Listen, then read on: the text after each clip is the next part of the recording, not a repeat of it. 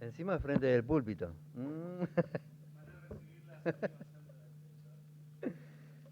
Bueno, les saludo con la paz del Señor.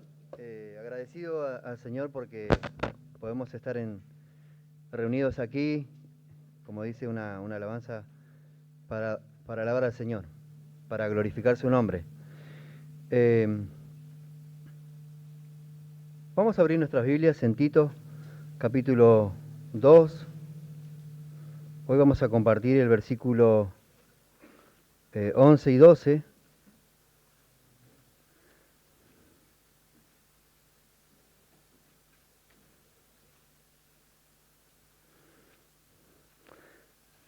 Meditaba en el himno que cantaba el hermano Samuel, Ahora soy de Cristo, mío también es Él.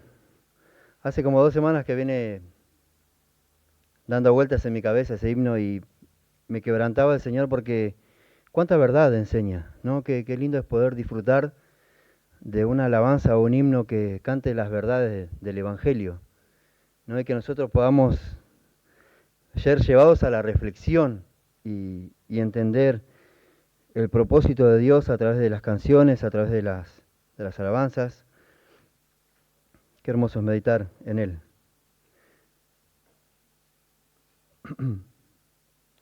Como título, el resultado de la gracia. Vamos a leer Tito, capítulo 2, versículo 11 y 12.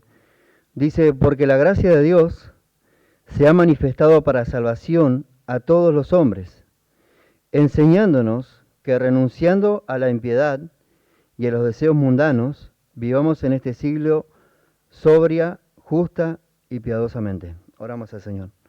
Padre, te agradecemos por tu bendita palabra.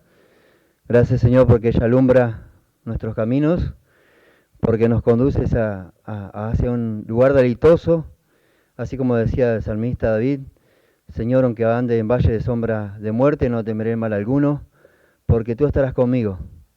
Y es hermoso, Señor, poder meditar en tu palabra, poder entender tus principios y tus propósitos a través de ella.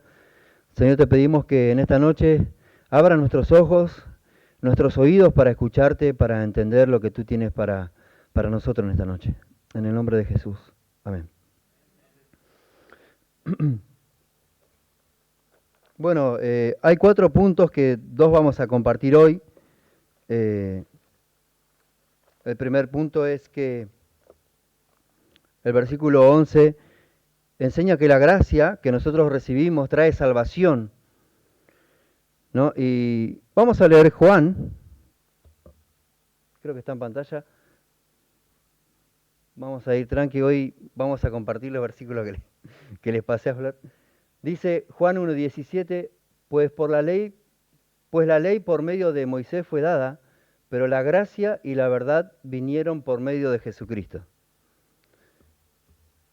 Cristo es la gracia personificada, ¿no? Entonces, entendemos que así como el apóstol Pablo viene hablando a Tito y le viene diciendo todo lo que debían hacer, cómo se debían comportar. Y fíjese, dice que los ancianos sean, que las ancianas sean, que las mujeres también sean de esa manera, que los jóvenes sean de otra manera y que los esclavos sean de una manera. Ellos debían comportarse de acuerdo a la sana doctrina. Ahora, los imperativos que el Señor da en la Biblia, en todo el contenido bíblico, solamente se pueden poner en práctica a través de la gracia de Dios, ¿no? Fíjense que los ancianos, las ancianas debían vivir de cierta manera y comportarse de cierta manera. Ellos no podían vivir como a Dios le agradaba si la gracia no era manifestada en sus vidas, ¿no? Solo son posibles aplicarlos a través de la gracia de Dios. Los abusos de la gracia llevan al libertinaje. Los excesos de la gracia, otro extremo de la gracia, lleva a ser una persona legalista. Y sabe que cuando una persona vive en una etapa de libertad, donde dice, bueno, Dios me salvó y Él va a hacer la obra en mí y no hace nada, está viviendo un tipo de vida libertina o de libertinaje. Y es difícil para esas personas decirle uno les dice lo que Dios le pide que deben dejar y ya empiezan a decir un montón de cosas. Yo vivo como yo quiero, acá me oprimen, no me dejan vivir mi vida, no me dejan seguir mis planes, son mis derechos, y empiezan a mostrar más cosas de lo que viven en el mundo que lo que se debe vivir en la iglesia.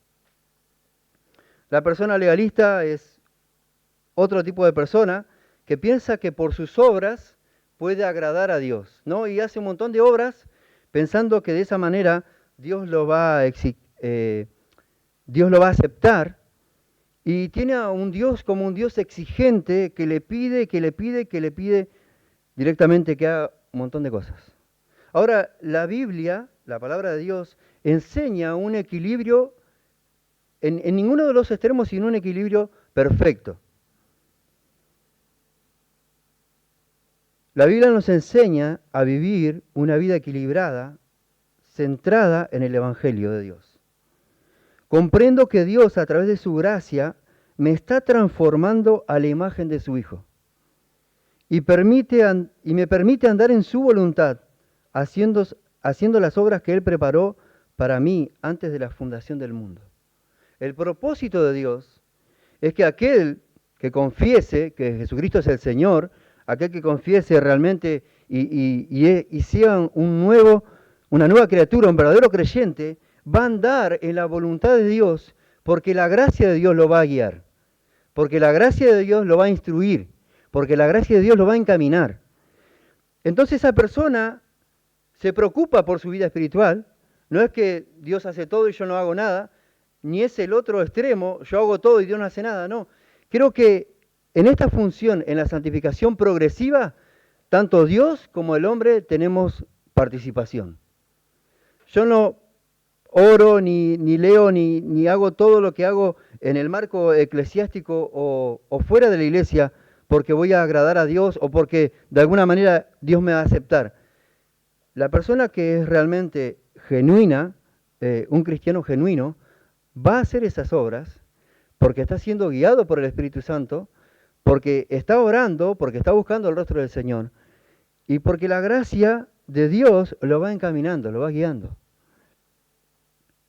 Y dice que la gracia se ha manifestado.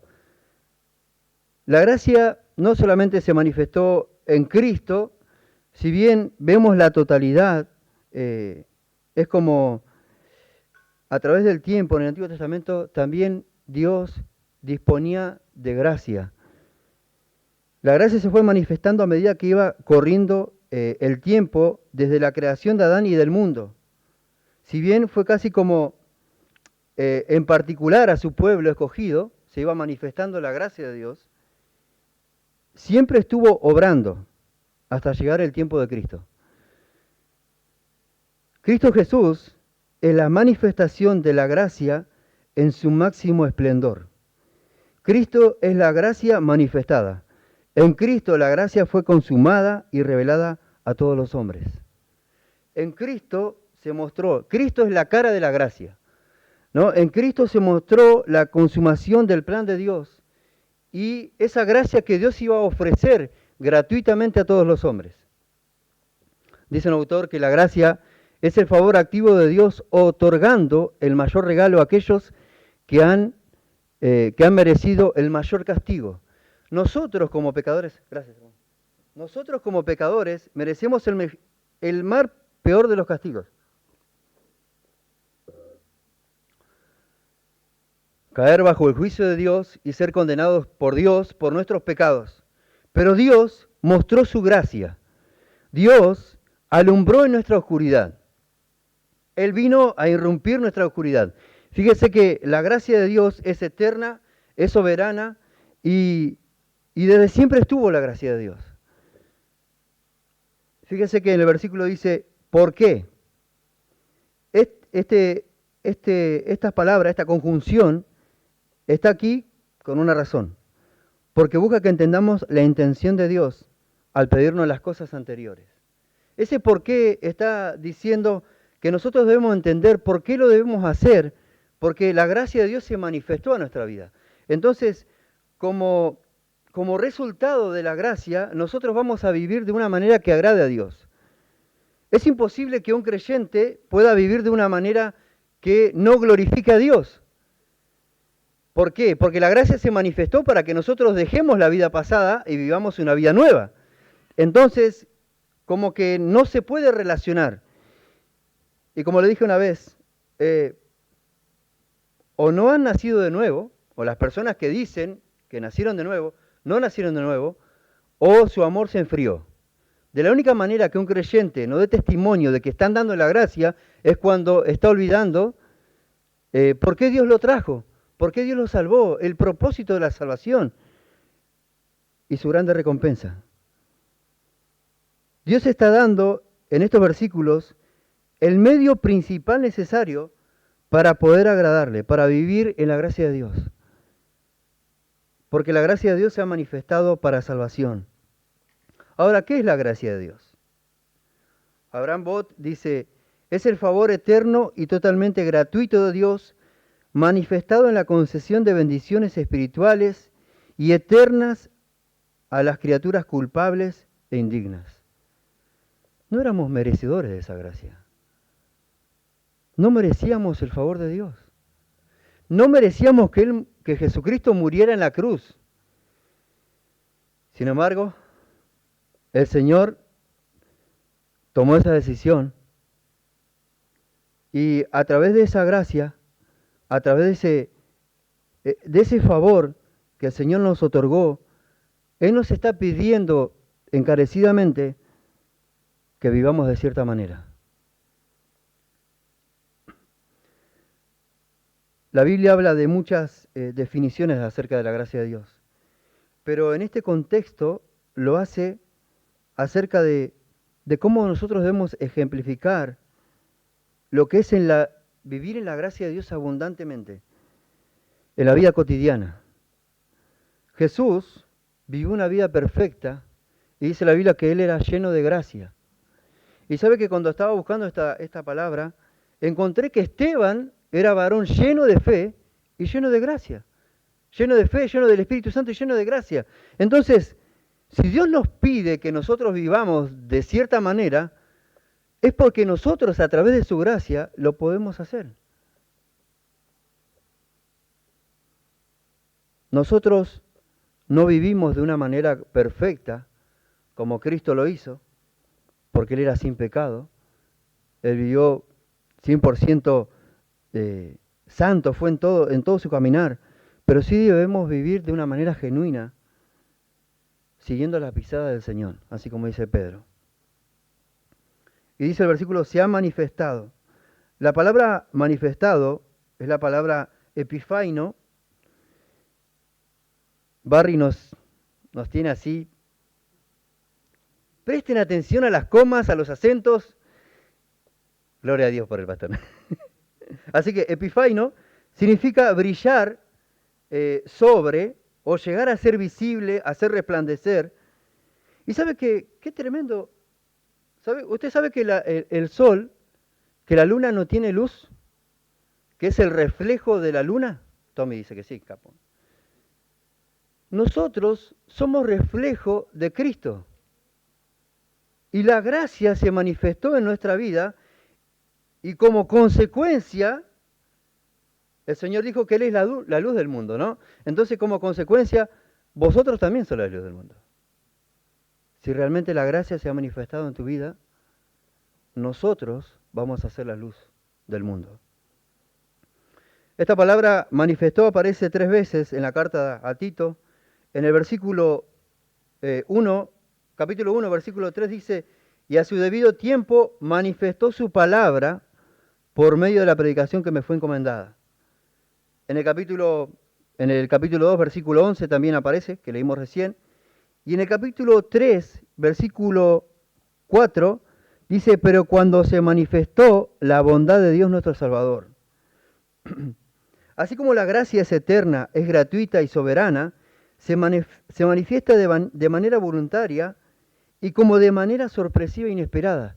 Y yo estaba pensando cuándo llegó la gracia de Dios a mi vida. En un momento donde, como una vez le conté, yo estaba rozando el por entrar y ser un umbanda. Mi tío es umbanda, su esposa también. Mis amigos con los que me rodeaban eran umbandas. Y estuve ahí a punto. Pude presenciar algunas reuniones, pero la gracia de Dios llegó en ese tiempo.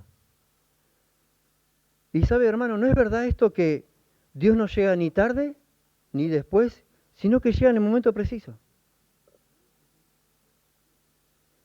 Esta gracia irrumpe como una luz en medio de una densa oscuridad, sin freno y detenimiento alguno. Avanza triunfante sobre el pecador en una oscuridad eterna. Y así como dice el texto que luz le resplandeció cuando apareció Cristo, así aparece el Señor en nuestra vida.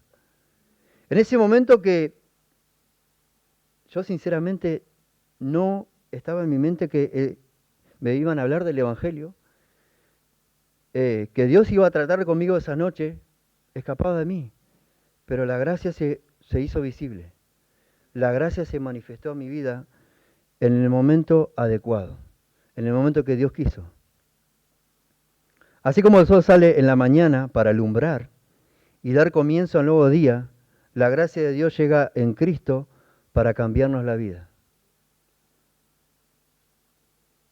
Y esa es la evidencia de que la gracia de Dios está o se ha manifestado en nosotros, que nuestra vida cambió. Fíjese que es algo repetitivo en Tito. En un lugar donde había mucha idolatría, algo muy parecido ahora. Pero el Señor directamente, cuando le da los imperativos, Él no los deja, bueno, obedézcanme o listo. No, Él nos da la gracia para que le podamos obedecer. Y solo a través de la gracia se puede obedecer en el Evangelio. Dice, para salvación a todos los hombres. La Biblia no enseña una salvación universal, o sea que todos van a ser salvos. Vio que ahí está esa doctrina por ahí que todos van a ir al cielo. No. Sino que la Biblia establece que la única condición para ser salvado es creyendo en Cristo, en su obra magnífica y redentora en la cruz. Esa es la condición que la Biblia establece para que las personas vayan al cielo. Juan 8:12 dice, otra vez Jesús les habló diciendo, yo soy la luz del mundo, el que me sigue, fíjese, ahí está puesta la condición, aquel que me sigue, dice, no andará en tinieblas, sino que tendrás la luz de la vida. Lucas 19:10 dice, porque el Hijo del Hombre vino a buscar y a salvar lo que se había perdido. Si el Señor te encontró, te sacó del lodo cenagoso, de ese lugar donde estabas, es para que lo sigas y para que lo sigas de una manera diferente. En el versículo siguiente lo va a decir. Dice, Timoteo dice, porque hay un solo Dios y un solo mediador entre Dios y los hombres, todos, Jesucristo hombre. ¿Cómo los hombres pueden llegar a Cristo? ¿Cómo pueden llegar a Dios solamente a través de Cristo?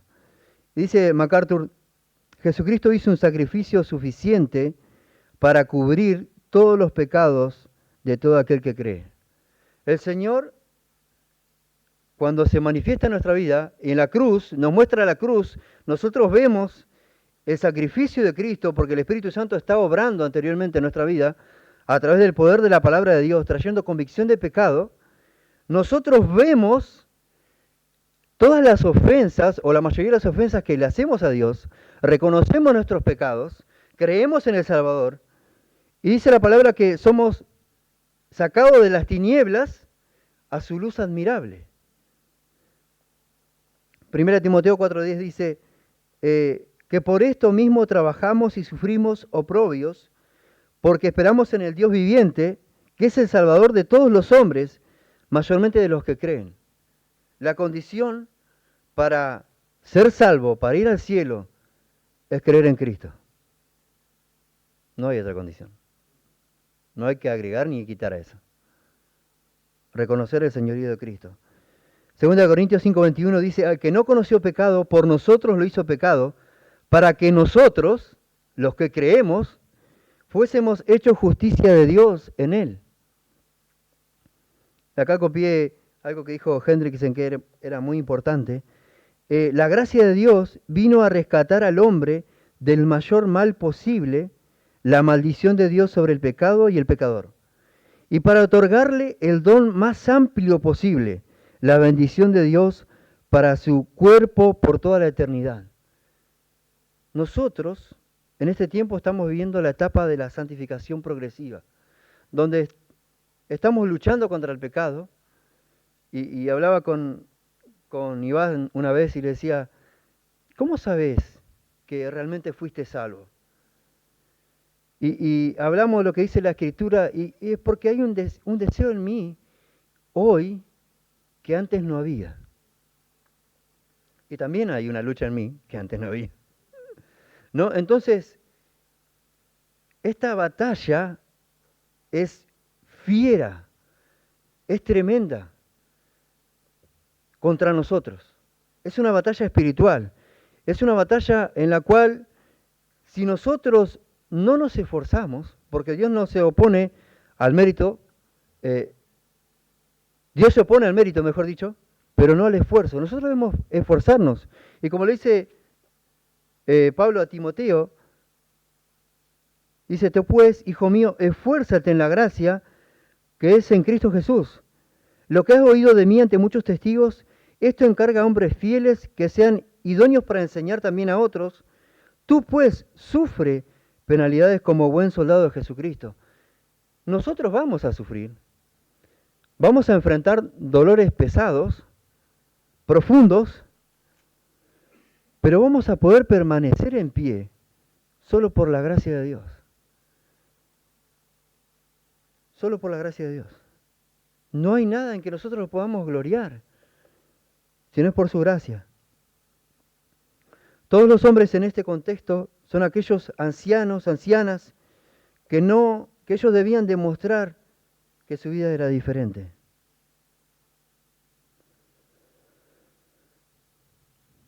Sabe que era difícil ser cristiano en ese tiempo, donde a los cristianos los perseguían, los mataban, pero ellos podían resistir y pasar tantos dolores.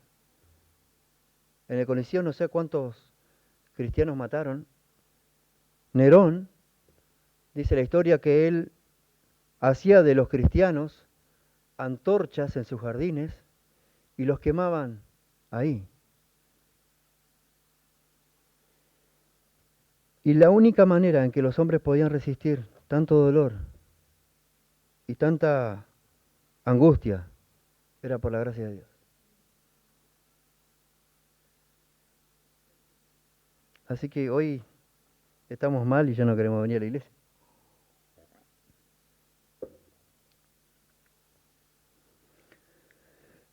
Que el Señor nos ayude, hermano, en este tiempo a esforzarnos.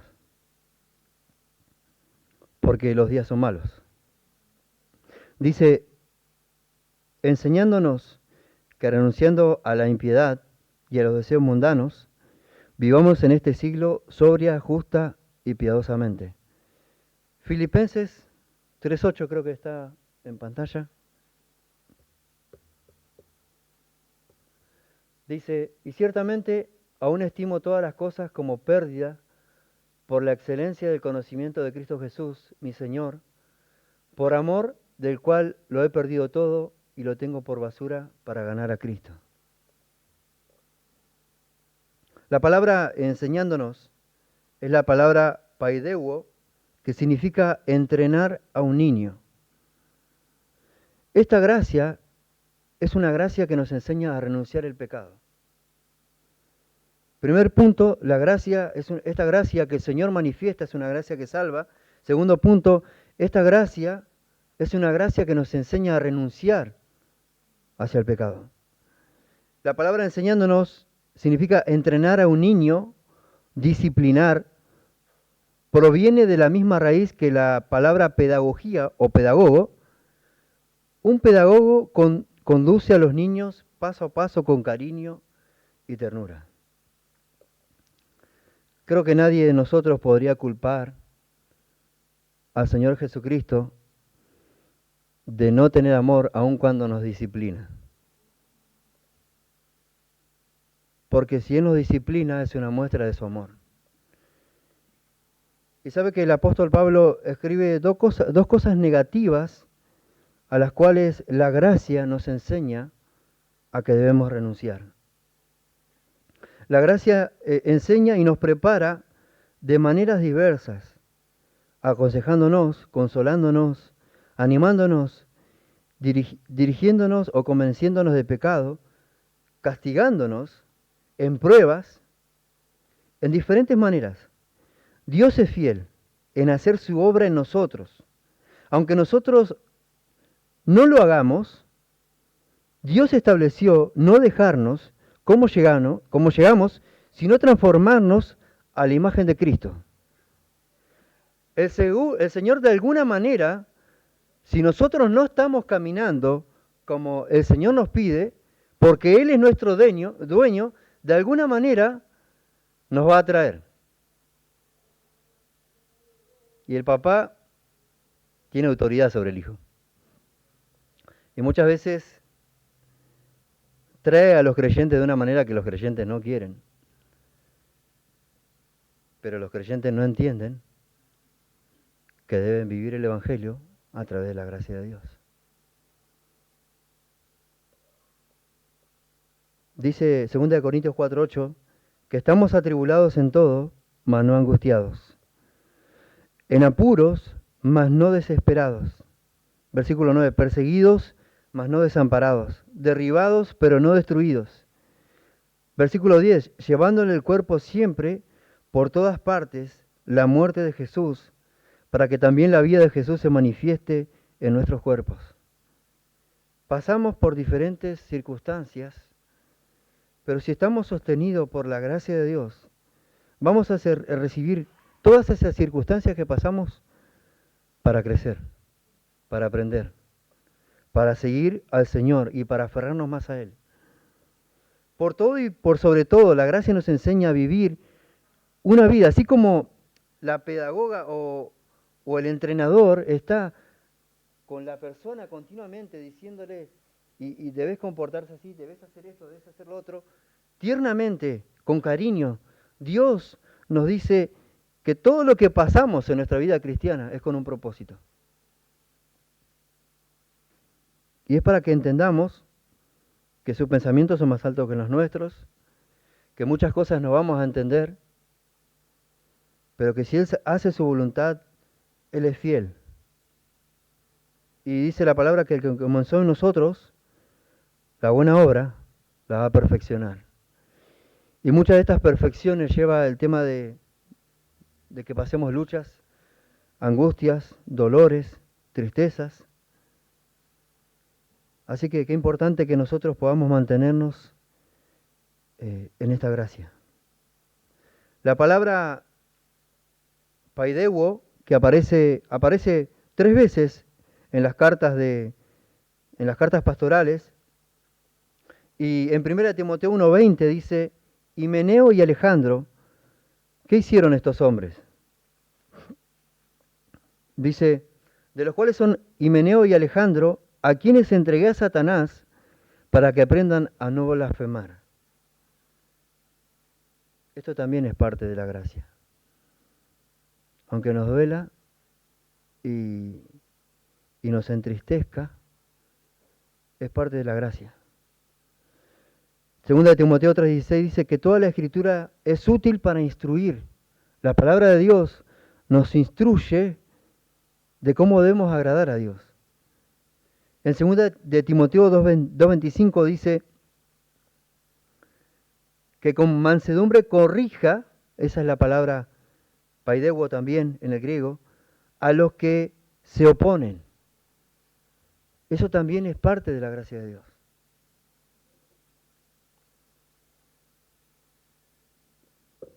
Eso también es parte de vivir una vida agradable a Dios. Dice el versículo, Apocalipsis 3:19 dice, yo reprendo y castigo a todos los que amo. ¿Ya había alguna duda? el versículo de Apocalipsis lo cierra. Cuando nosotros disciplinamos a nuestros hijos, ¿es para su bien o no? ¿Cuánto más Dios? Él instituyó la familia. Dice, renunciando a la impiedad. Esta palabra renunciando está en un tiempo verbal presente, continuo. La palabra renunciar significa rechazar, abnegar, negar, rehusar, decir no. Debemos morir al viejo hombre y sus pecaminosos deseos que se oponen continuamente contra la palabra de Dios. La salvación es transformadora, no es reformadora.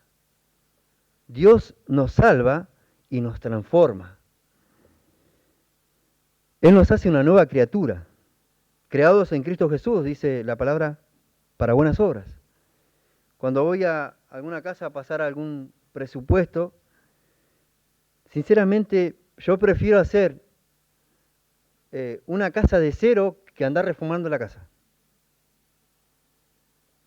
Bueno, Dios, cuando obró en nuestra vida, nos hizo nueva criatura, de cero. La palabra impiedad es la palabra acebeia en el griego, que según los griegos fue un cargo criminal, se llamaba la acebeia en ese tiempo a un cargo criminal, que estaba compuesto por la profanación y burla de objetos divinos, por ser irreverente a los dioses del Estado o por falta de respeto a los padres y antepasados. Creo que cuadra más que perfecto este término. Aquellos a quienes se le ha manifestado la gracia de Dios en Cristo, tendrían presente en sus vidas no cometer estos delitos hacia Dios y el prójimo. El creyente piadoso no se mofa de lo que es sagrado para Dios, sino que tiene una actitud reverente y mantendrá una actitud dócil hacia sus padres. Imagínense, esta palabra que estaba en el contexto griego que ellos podían usar fácilmente, el apóstol Pablo la incluye aquí con una razón. Es para que el creyente sea temeroso de Dios, el creyente cuide las cosas de Dios en la casa de Dios. Y también el creyente pueda, sobre todo los hijos, mantenerse en una actitud dócil a sus padres. Esto es lo que enseña la gracia de Dios.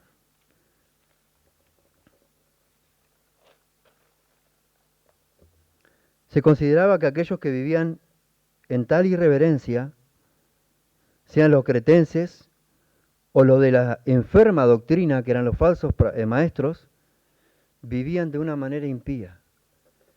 Si ellos no vivían de acuerdo a la gracia de Dios, es porque eran cretenses y la salvación no había llegado, o eran falsos maestros. Habían pervertido todo lo que era el mensaje del Evangelio. Ahora, ¿será que en este tiempo vivimos respetando las cosas sagradas de Dios en su casa? Todo lo que hay en ella. Todo le pertenece a Dios. Guitarras, equipos, todo, sillas, mesas. ¿Lo hacemos como reverencia porque sabemos de quién es el dueño de las cosas?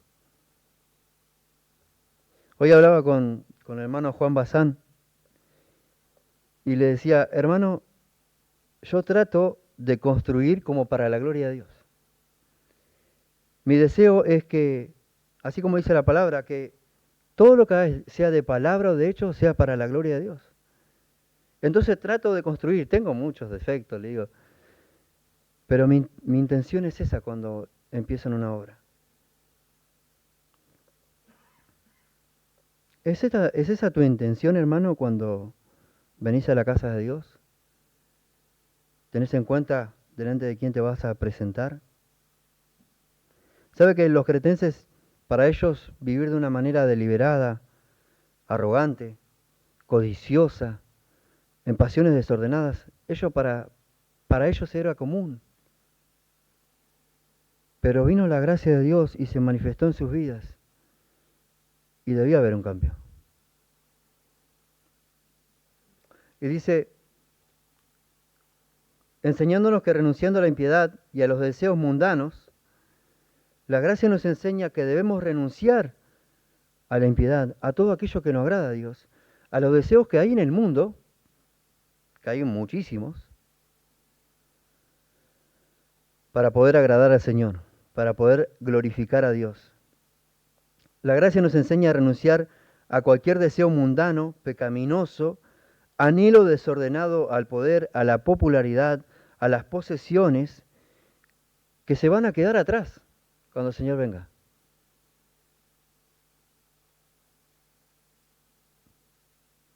No solo la gracia nos enseña lo que debemos dejar, sino lo que debemos hacer. Y dice que vivamos en este siglo, hoy, en este presente, sobria, justa y piadosamente. Esta manera de vivir es un anticipo de lo que un día en nosotros se ha de manifestar. Lo que nosotros hoy vivimos en la tierra, si bien es poco y nada de lo que se vive en el cielo, allá en el cielo se va a exacerbar. Cuando estemos en la presencia de Dios, vamos a poder vivir una manera santa que lo glorifique eternamente y para siempre. Y Él está haciendo esa obra en nosotros. Amén. Él está haciendo esa obra en nosotros. Nos va cambiando el carácter, nos está ayudando a soportar hermanos y hermanas. Esa es la gracia de Dios. Él nos da el dominio propio, eso es lo que significa sobria, dominio propio, justa. Él nos da una manera de vivir correctamente, en forma correcta. Y piadosamente significa con un temor profundo a Dios, de una manera santa, viviendo para su gloria. Es posible vivir en este siglo de esta manera, hermanos, solamente a través de la gracia de Dios. No hay otra manera. La luz no puede quedar oculta, debe seguir brillando a través de la iglesia. El Señor dejó establecido que la iglesia es la luz y nosotros debemos brillar, pues se ha manifestado la gracia de Dios en nosotros. Nosotros somos discípulos de esa luz.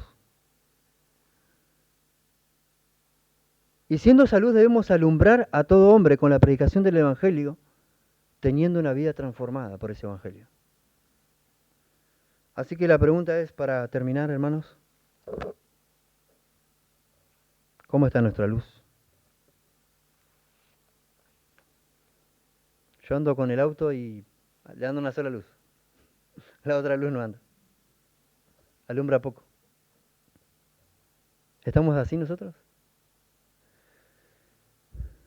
Que el Señor nos ayude, hermano, en este tiempo y realmente podamos vivir a través de su gracia una vida que glorifica a Dios, que exalta a Dios y que el Señor nos permita conocer sus propósitos cuando nos pone ahí en la rueda y agarra el barro y lo empieza a romper y hace mejor según él le parece, porque Él es soberano. No, ¿qué dirá el barro al alfarero? ¿Por qué me hiciste así? El Señor sabe. Y hoy, en estos días pensaba, decía, me voy a copiar del pastor y le voy a preguntar si puedo preparar una palabra de aliento. Y sabe que el Espíritu Santo me recordó a Tito. Tal cual, viene para este tiempo esta palabra. Porque el Señor sabe lo que estamos pasando. Así que vamos a ponernos de pie. Esta gracia que transformó a los cretenses en personas nuevas es la que puede transformar tu vida si crees en Cristo como Señor y Salvador. Y hermano, el llamado también es para nosotros, para arrepentirnos si realmente no estamos andando en la luz. No estamos andando de una manera que glorifica a Dios. Señor, te damos gracias en esta noche porque nos permites escuchar tu palabra, Señor. Gracias, Señor, por haberte manifestado en nuestra vida. Qué glorioso.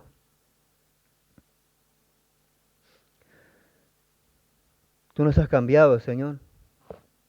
Tú has hecho una obra gloriosa en nuestra vida, Señor. Gracias por la cruz, gracias por haber muerto por mí, porque era indigno de esa gracia. No era merecedor. Es más, si tú me castigabas hacia el infierno, Señor, estabas manifestando tu justicia, pero tú decidiste amarme, limpiarme, salvarme, Señor, atraerme hacia ti, Señor, para que viva de una manera que te glorifique y que el mundo vea que tú eres reflejado en mí solo por tu gracia. Porque puedo obedecer tu palabra solo por tu gracia, porque puedo anunciar el Evangelio solo por tu gracia. Y tú estás trabajando en nuestra vida, en nuestra iglesia, solo por tu gracia. Y si esta iglesia está sostenida hasta el día de hoy, es por tu gracia. Si el pastor está sostenido, la familia, Señor, nosotros como cuerpo estamos sostenidos, es por tu gracia, Señor. Es porque tu gracia se ha manifestado una vez a nuestra vida. Y gloria a Dios por esa gracia. Gloria a Dios por esa gracia, porque la gracia es Cristo. La gracia eres tú. Gracias, Señor, por manifestarte a mi vida y cambiarme. Señor, gracias porque te manifestaste, me estás cambiando y un día me vendrás a buscar.